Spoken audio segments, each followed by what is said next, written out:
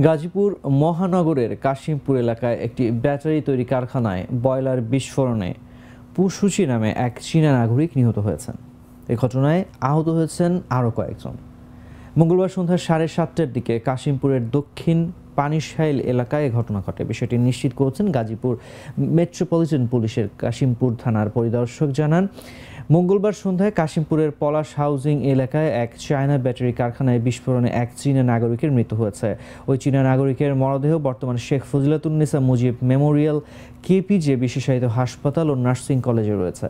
জানা যায়, মঙ্গলবার সন্ধ্যা 7:30টার সময় গাজীপুর মহানগরের কাশিমপুর থানা এলাকায় পলাশ হাউজিং এ টং রুইদা ইন্ডাস্ট্রির বয়লার সার্ভিসিং করা হচ্ছিল।